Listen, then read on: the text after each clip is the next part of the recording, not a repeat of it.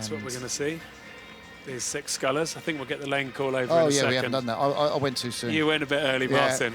But I wonder whether Ollie Zeidler will go early. I'm sure he will, but not too early. He's worked out how to do it now. There's Bastian Secker, 23 years of age, third in the under-23s, really come through effectively from one side with the club. In lane 2, the European bronze medalist, Kristin Vasiliev, in the double sculls in the Rio Olympics. Blew out the Worlds, but he's on form here. There he is, Sverre Nielsen. Great to see you back here, Sverre. And trying to keep a low profile, but hopes to be in the medals at the World Championships. The world champion, Oliver Zeidler. He's going to do all 3 World Cups. And this is the first of that odyssey. So Gonzalo Garcia Ferrando, the 24-year-old, made this final ahead of Jordi Jofre Senquiales, his fellow Spaniard. And then Nikolai Pimenov, son of Yuri, moved from Russia to Serbia, Ukrainian mother. Very difficult situation, and it's great to see he's found a safe haven in Serbia where he can do his thing. So we see Ollie Zeidler there. As you said, he said in our notes he's going for a hat-trick of World Cup wins this year. He did so well last year after the European Championships that were obviously difficult for him to turn it around and come back to the World Championships. Yeah, that was a sensational World Championship result. I think a lot of people were wondering how he'd react to the season, but it looks like it's made him stronger. He's figured out his way of racing. I mean, he still loves to get out of control, use his rate early on, doesn't he? Yeah, he's got Sverre Nielsen next to him, and he'll be very aware of what the Dane can do. Nielsen blasts off, and Ollie Zeidler just takes his time on the first 2 or 3 strokes. He doesn't mind if he's down because he just winds it up. You see he's up at 48 strokes a minute, 49 for Sverre Nielsen, who's leading the field. Ollie Zeidler's not going to bother about that at all, is he, Greg? Well, I mean, I don't know. It's interesting from Sverre Nielsen really to take it to him and see how Ollie Zeidler reacts to not being in front. Because Zeidler likes to really go for it in the first 500. And then a big thing we've noticed is how he carries on in the second 500. It's interesting, isn't it? Look at the Spaniard there, Gonzalo Garcia Ferrero. He's right up there. Kind of short strokes, but it's his bow that's almost in the lead at the moment. With Ollie Zeidler, that is an amazing start. Nikolai Pimenov, who we're used to seeing as a fast starter, not on screen at the moment. And Ollie Zeidler goes through Sverre Nielsen. Job done for this race, isn't it? I mean, Zeidler's just going to scale away now.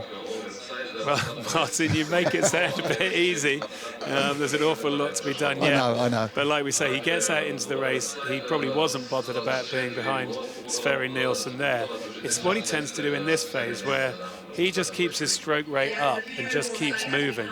Very interesting in his heat. He did a 140 first 500 and backed it up with a 139 second 500. Very rare you see people reverse splitting like that. Yeah. The second 500 could be quicker than the first.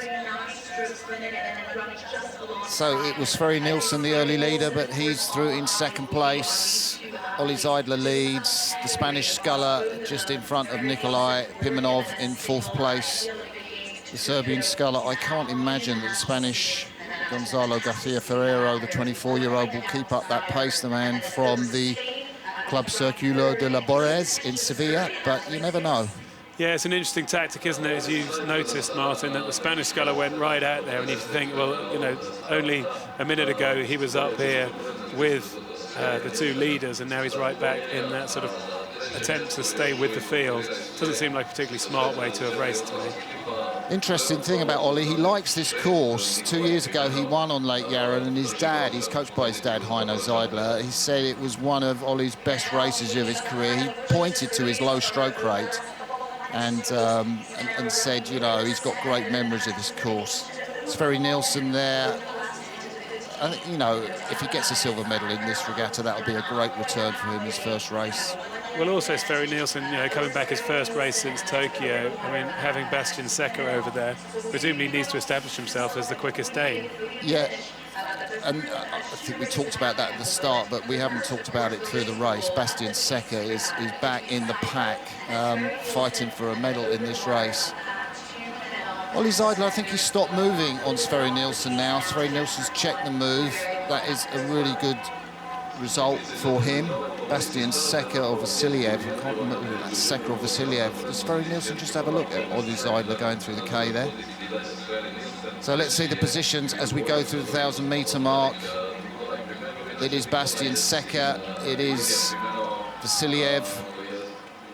And then it's a really good race across the field, yeah, really. And it looks like Nikolai Pimenov in third place. But I think there's everything to play for in the bronze medal race.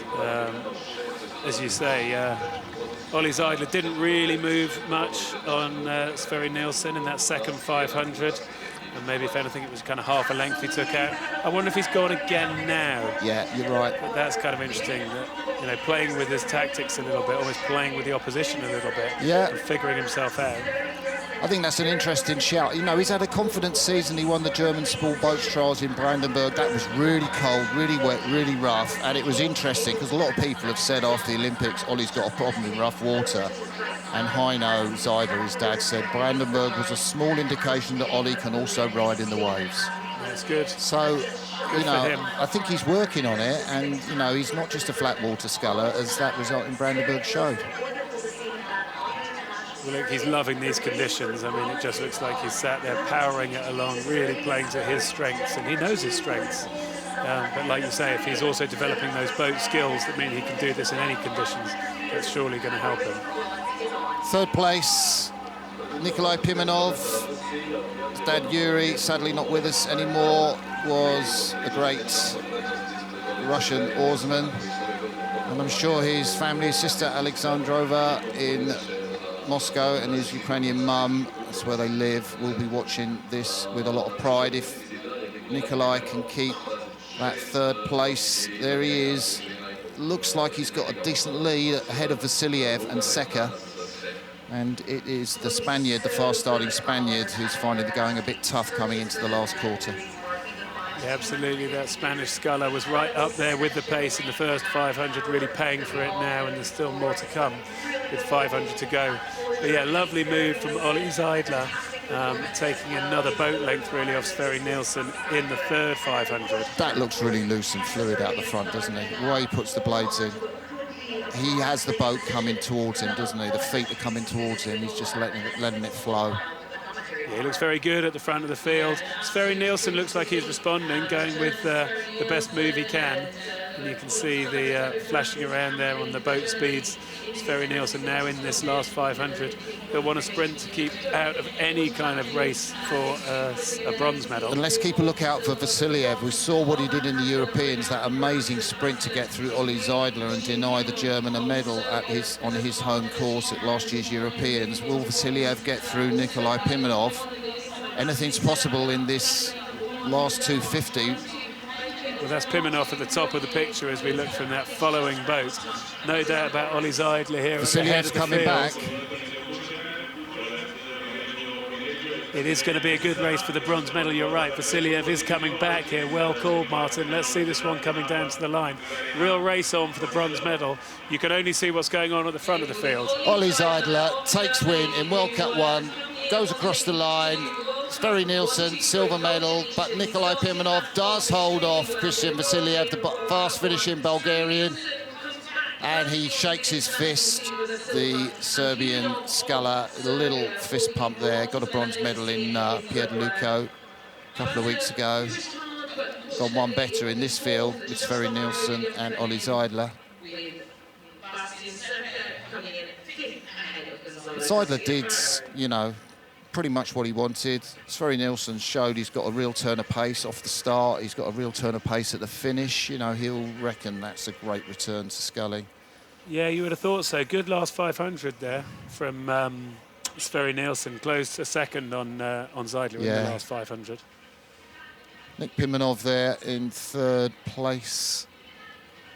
Well, gives him realistic expectations of 9th place to qualify that boat for the Olympics. Melvin Tweller, the 2nd place sculler, the Dutchman, is currently, I think, rowing in a double with Stefan Breuning, his partner from the Beijing Olympics, where they took silver, wasn't it?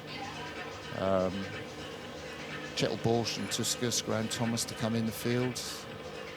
Not many more, really. No, and I think Ollie Zeidler, you know, we see him here on the screen. I think he's really figuring out his racing, isn't he? Staying calm, as you said, in the first 500. Sorry, in the first 100. You know, he doesn't need to lead through the first 100. He just has that ability to keep going and keep that rate up until he gets in front, and then he settles into his pace.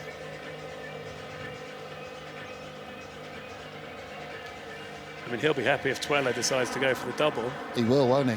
Yeah. Or maybe he won't. Maybe he wants to race the very best in the world and prove himself against anyone. But certainly Melvin Tweller provided us with some great races last year. And if Zeidler's looking for that hat-trick of World Cups, he started it well. Who knows who he'll race next time out? Representing Germany. So 2 years ago, he won on Lake Yaren, one of his best sculls ever. I'm not sure how he'll rate this performance compared to that one, but Ollie Zeidler takes another gold on the Zagreb Lake. The man who took a silver in the 4x100 metre relay, his grandfather, Johannes Faber, won the Olympic gold in Cox Fours back in the Munich Olympics. His mum was a rower. His dad, Heino Zeidler, was a rower, sculls for the Frankfurter Rudergesellschaft Germania Club.